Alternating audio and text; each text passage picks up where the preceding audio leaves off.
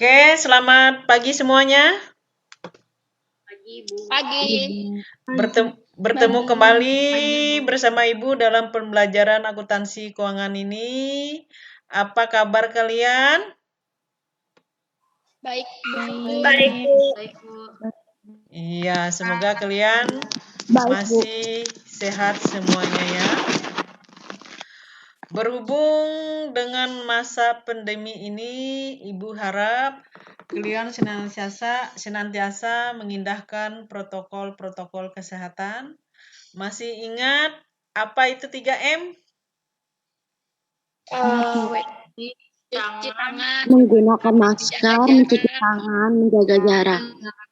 Iya. Protokol kesehatan kita selama pandemi ini dikenal dengan istilah 3M, yaitu mencuci tangan, memakai masker, dan menjaga jarak. Baiklah, Ibu ingatkan kembali agar kalian mengisi absensi yang telah Ibu kirimkan lewat Google Classroom dengan batas waktu hingga pembelajaran kita ini berakhir. Nah, untuk pretest sudah Ibu kirim lewat Google Classroom dan nanti pada akhir pembelajaran kita juga akan mengadakan post test juga dikirim lewat Google Classroom. Nanti untuk jawabannya kalian kirim kembali lewat Google Classroom. Baiklah, jika semua sudah siap untuk mulai pembelajaran, marilah kita berdoa dulu. Untuk itu, silahkan siapa ya yang mimpin doa kita? Rahmatullah tadi Ibu lihat ada?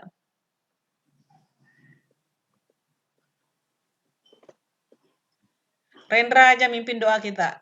Rendra silahkan memimpin doa. Sebelum kita memulai pelajaran, marilah kita berdoa menurut agama dan kepercayaan kita masing-masing. Berdoa dimulai.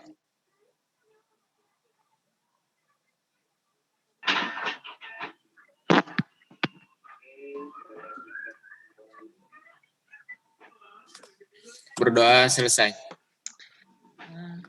Minggu yang lalu kita telah membahas tentang metode penyusutan aset tetap.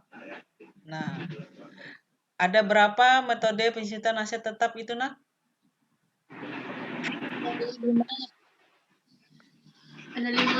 Ada lima, Bu.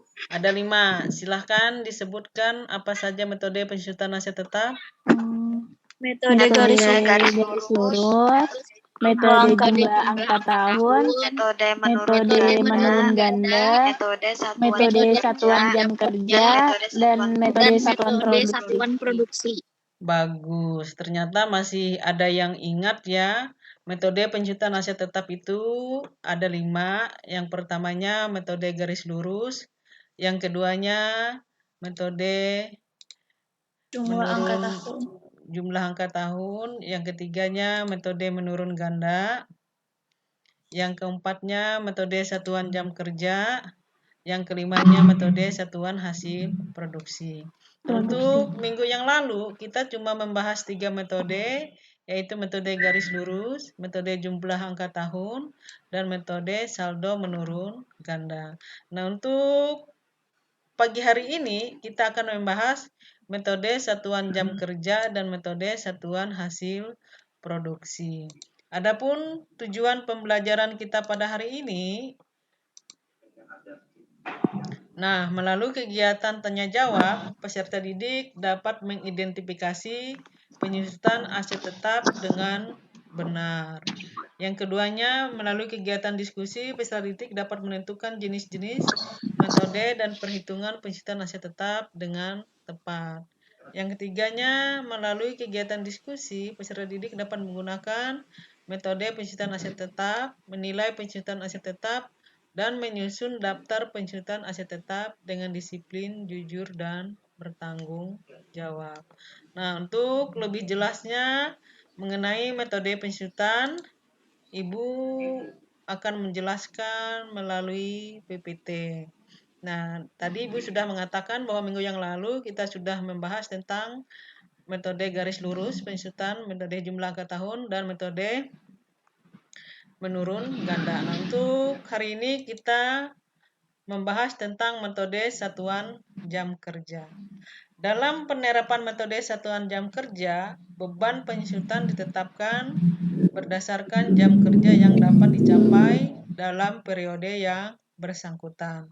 Untuk suatu periode dihitung dengan cara sebagai berikut. Nah, tarif pensutannya itu sama dengan harga perolehan dikurang harga residu dibagi taksiran jumlah harga yang dapat dicapai selama masa penggunaan aktiva tetap, maka akan didapat pensutan aktiva tetap tiap jam, ya. Nah, untuk mencari beban pensutannya, jam kerja yang dapat dicapai dikali tarif pensutan tiap jam kerja. Nah, minggu yang lalu kan sudah dikasih tahu harga perolehan itu apa kemarin, Nak?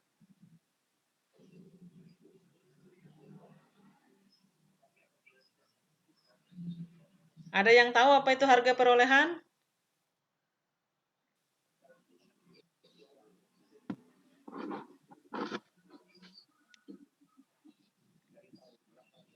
Agnes? Biaya yang dikeluarkan Iya, untuk memperoleh suatu hasil tetap sampai digunakan. Iya, jadi harga perolehan itu adalah biaya-biaya yang dikeluarkan untuk memperoleh suatu aktiva tetap sampai aktiva tetap itu bisa beroperasi. Sedangkan harga residunya apa, Nak? Kemarin itu harga residu apa? Nita Rahman apa Nita Rahman? Nilai apa harga residu?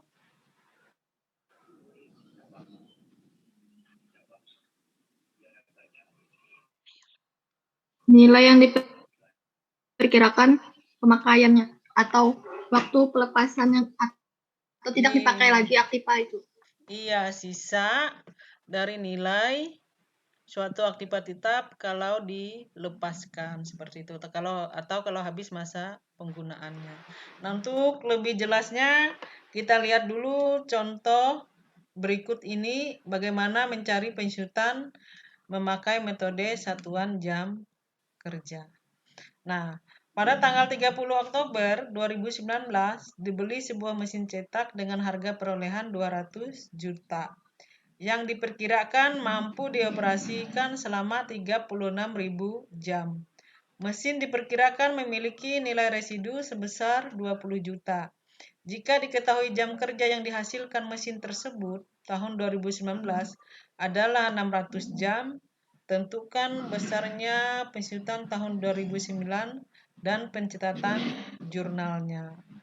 Nah, bagaimana cara menjawabnya, Nak? Rumusnya tadi apa? Nah, harga perolehan dikurang harga residu dibagi taksiran jumlah harga yang dapat dicapai selama masa penggunaan aktiva tetap.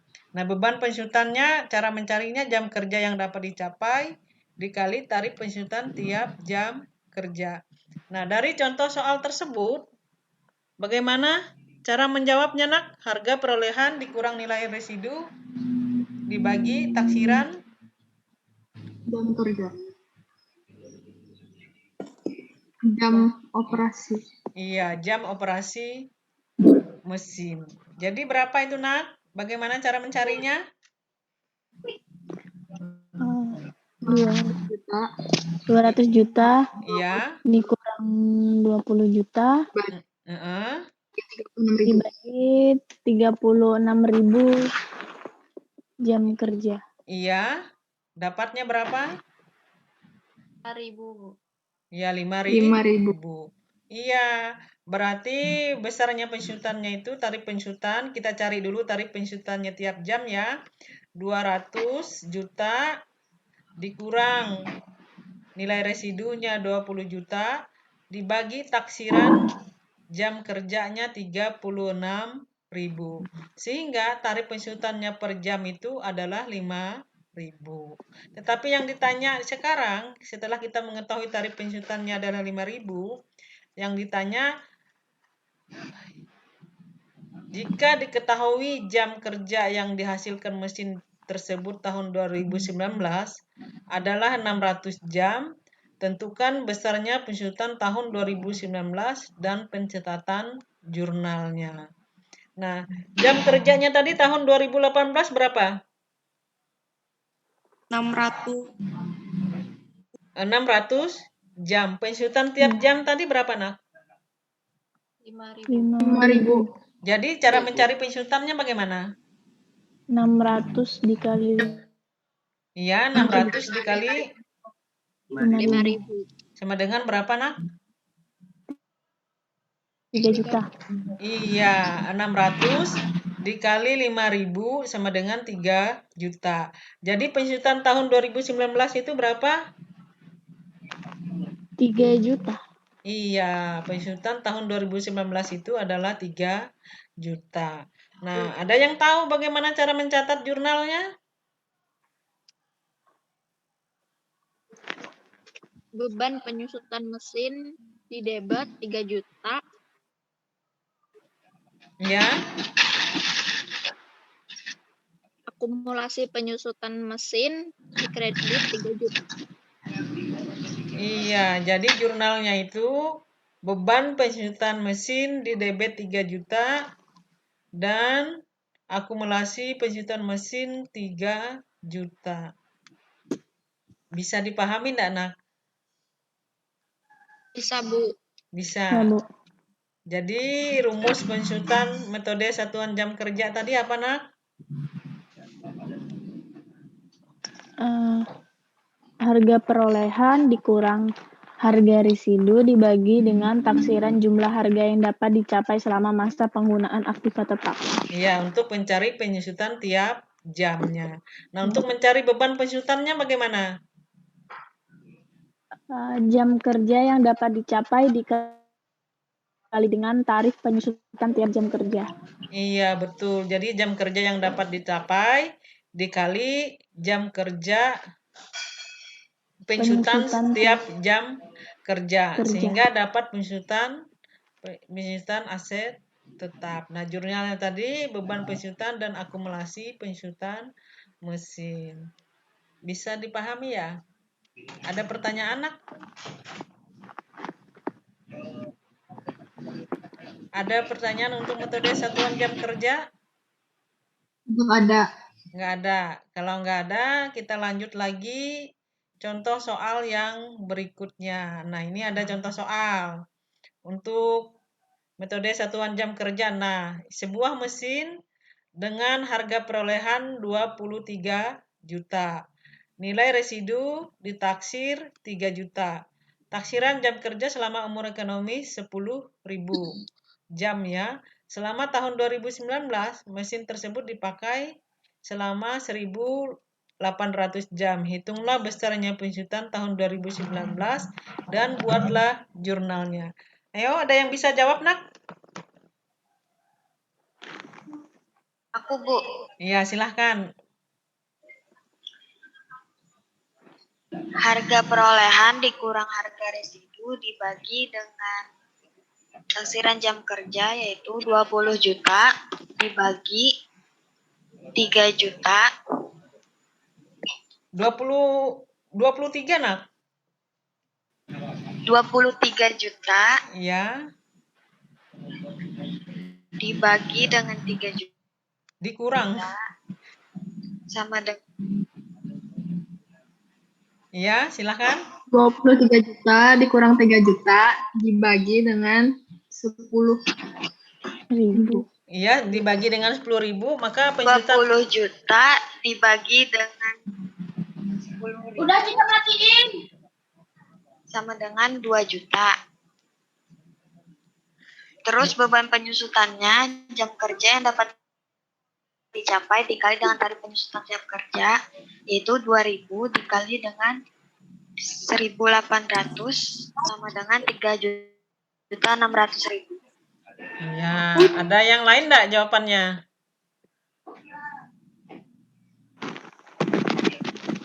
Saya, Ada ya? Bu. Iya, yuk silahkan, Nak. Iya.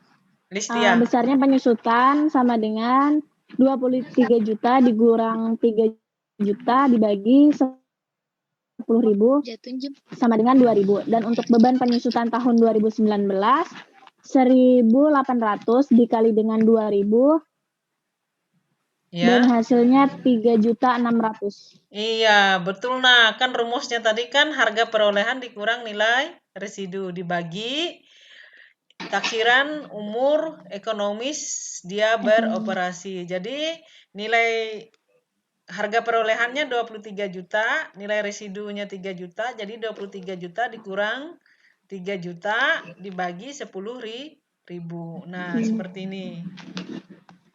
Nah, besarnya penjutaan 23 juta dikurang 3 juta dibagi 10.000 sama dengan 2.000. Jadi tarif penjutaan tiap jam itu adalah 2.000.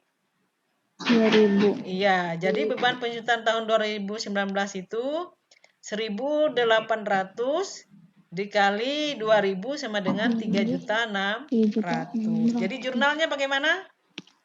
Beban penyusutan mesin di debit 3.600.000.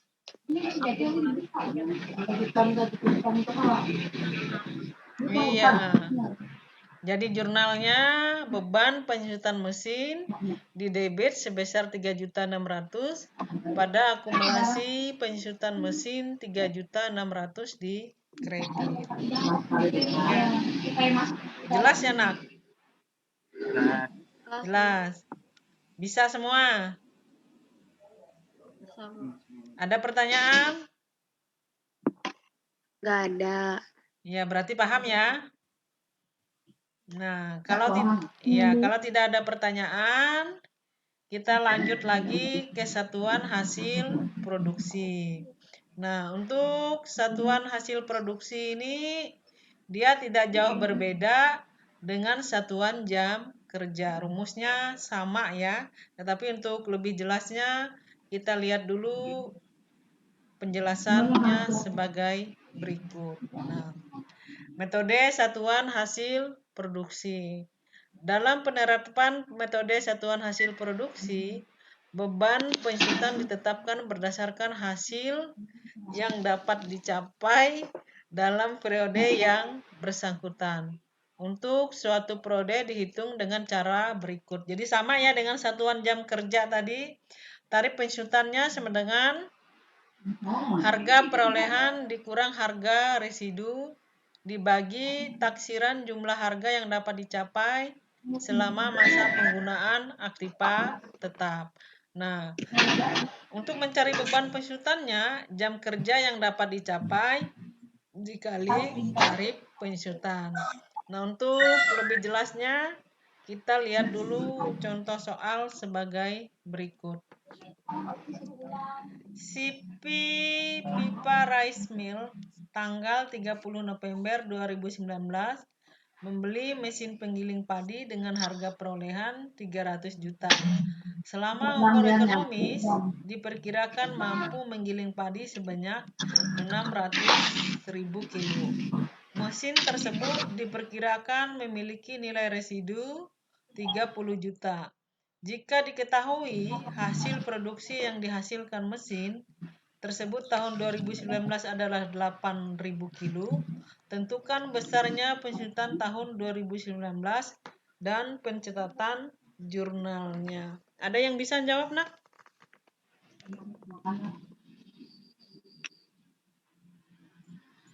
Ayo, rumusnya sama dengan satuan jam kerja. Ayo Helda, silahkan.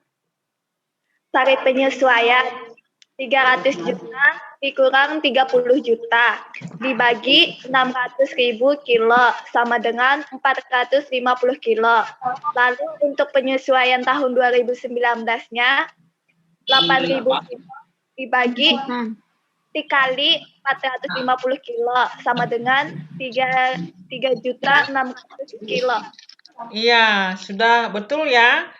Mesin itu harga perolehannya 300 juta. Nilai residunya sebenarnya 30 juta. Jadi 300 juta dikurang 30 juta dibagi 600 kilo. Maka dapatnya penjusutan tiap jamnya itu Rp450 per kilo. Nah, untuk tarif penjusutannya jadi 8.000 dikali 450 sama dengan 3.600.000. Ya, untuk tahun 2019 tarif penyesuaiannya itu 3.600.000. Bagaimana jurnalnya, Nak? Pencatatan jurnalnya? Ada yang bisa? Ayo 12 SKL 2. Akumulasi beban penyusutan mesin pada akumulasi penyusutan mesin sebesar 3.600.000. Iya, jadi untuk jurnalnya beban penyusutan mesin 3.600.000 pada akumulasi penyusutan mesin 3.600.000. Ada pertanyaan enggak? Sama kan sama metode satuan jam kerja tadi? Cara mencarinya? Kita cari penyusutan tiap jam dulu, baru kita mencari penyusutan tahunnya. Bisa dipahami, Nak? Bisa. Nah, kalau bisa kita lanjut ya. Kita lanjut contoh soal berikutnya. Sebuah mesin dibeli dengan harga perolehan 50 juta. Nilai residu ditaksir 5 juta. Taksiran produksi selama umur ekonomis 400.000 unit produksi. Selama tahun 2019, produksi yang dihasilkan 60.000 unit. Hitunglah beban penyusutan tahun 2019 dan buatlah jurnalnya. Ayo, ada yang bisa, Nak?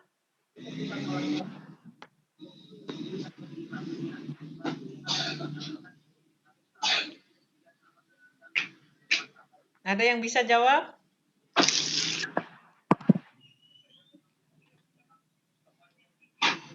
Saya, Bu. Ya, silahkan list. Besarnya penyusutan sama dengan 50 juta dikurang 5 juta dibagi 400.000. Iya. 400 sama dengan 113 rupiah. Dan untuk beban penyusutan tahun 2019, 60.000 dikali dengan 113 rupiah sama dengan 6.780.000. Iya, betul. Nah, jadi besarnya penyusutan 50 juta dikurang nilai residunya 5 juta dibagi 400.000 sama dengan penyusutan tiap jam itu 113 rupiah. Nah, untuk beban penyusutan tahun 2019 tinggal dikalikan 60.000 dikali 113 dengan 6.780.000. Nah, jurnalnya bagaimana, Nak? Ada yang bisa?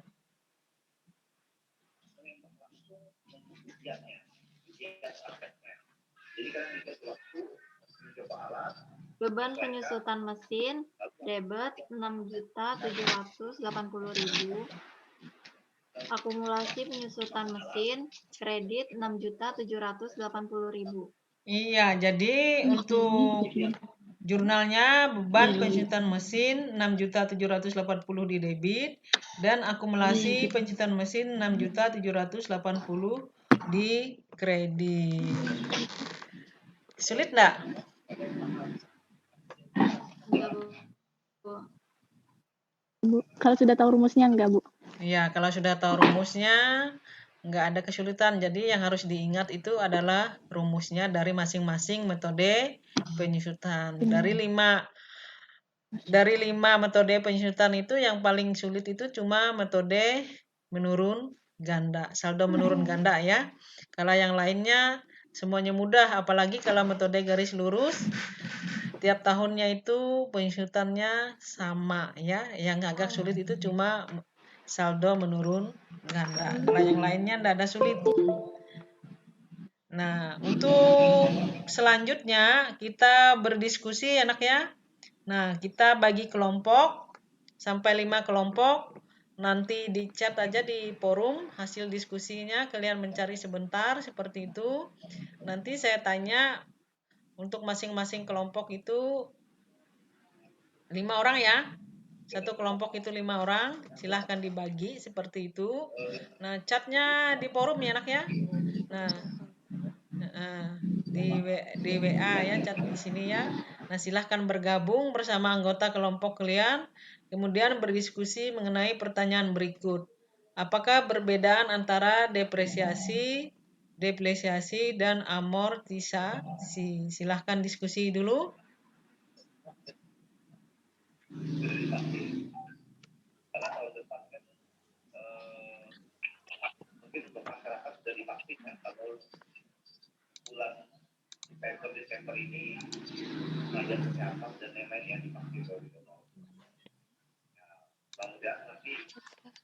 Ya lewat chat aja anaknya.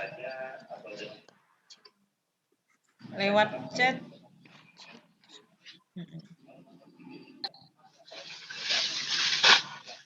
Silakan diketik di chat.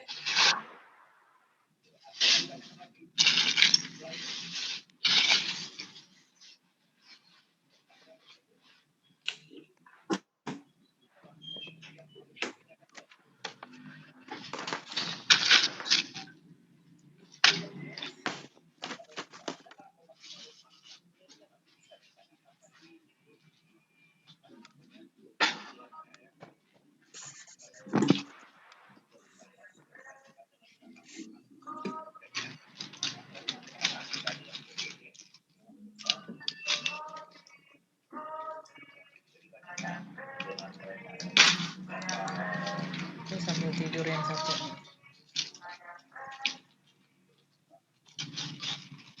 Kedengaran ya, Mak? Enggak. Siapa, Mak? Yang ngerekam Mama atau kedengaran?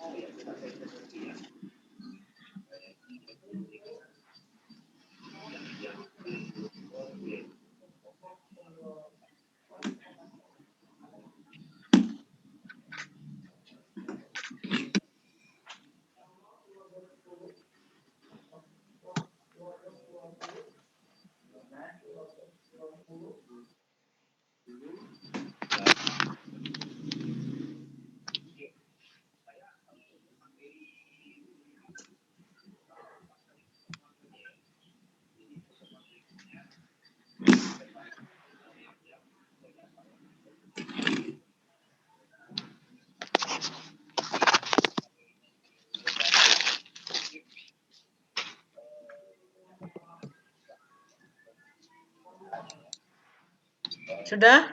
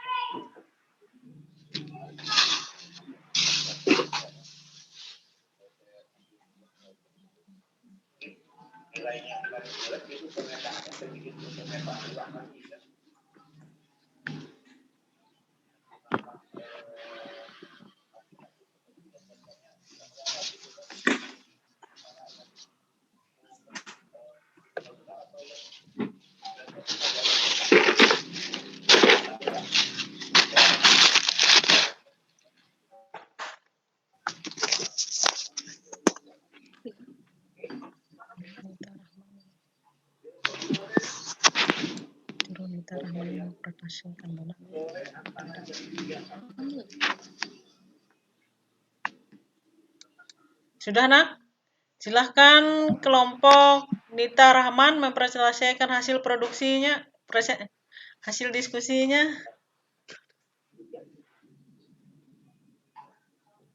Kelompok 1 Nita Rahman.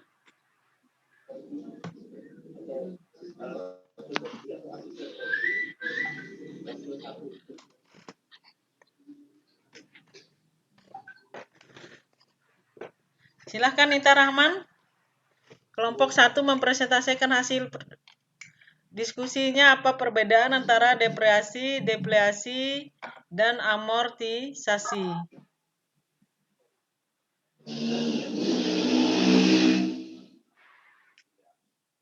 Depresiasi adalah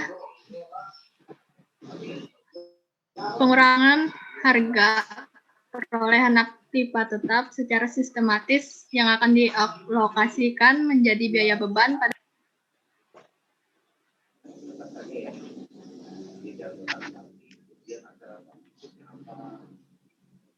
Ya. Silahkan. Kemudian deflasi adalah pengurangan nilai terhadap sumber daya atau kekayaan alam berupa pertambangan, minyak dan gas bumi, kehutanan, dan lain-lain.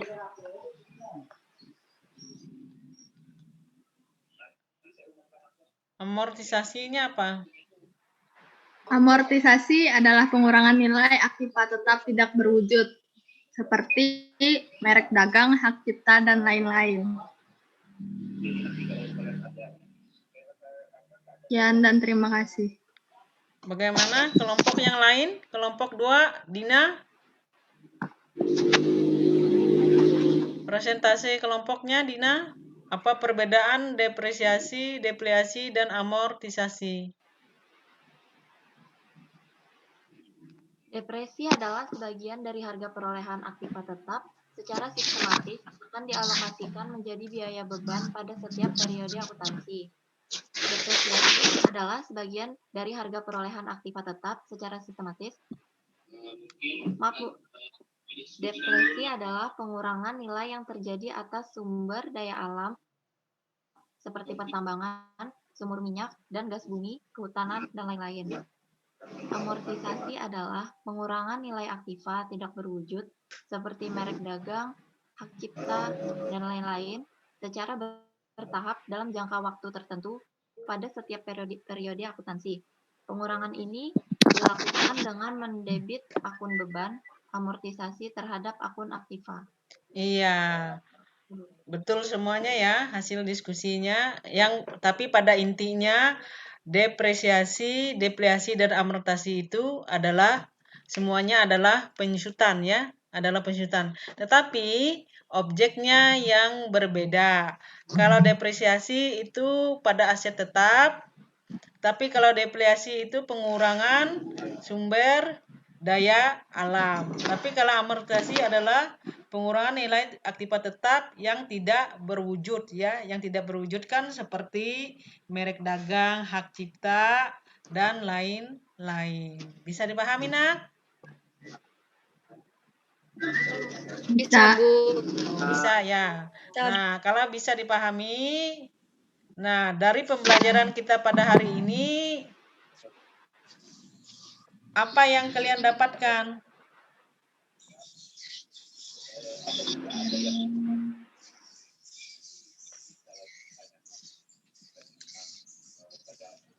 Apa yang kalian dapatkan dari pembelajaran kita pada hari ini?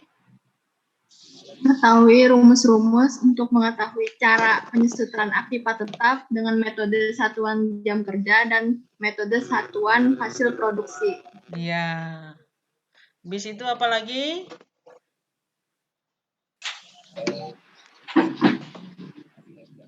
Mengetahui perbedaan dari amortisasi, depresi, dan depresiasi. Iya, dari pembelajaran kita hari ini yang kita ketahui bahwa metode penyusutan itu ada 5. Yang pertamanya metode garis lurus, metode jumlah angka tahun, metode menurun ganda, metode satuan kerja, dan metode satuan hasil produksi. Nah, dan perbedaan depresiasi, deflasi, dan amortisasi.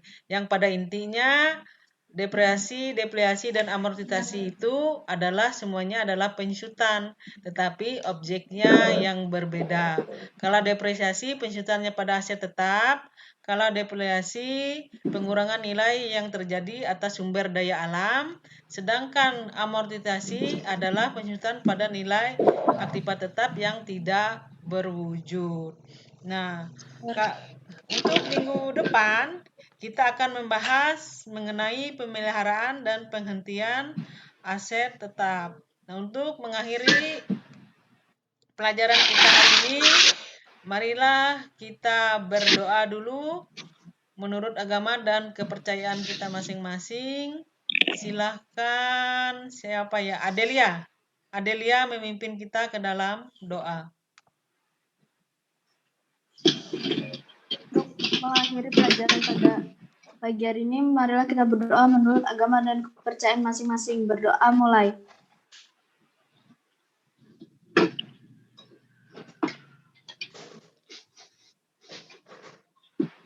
Selesai. Ya, terima kasih karena telah mengikuti pelajaran Ibu pada hari ini.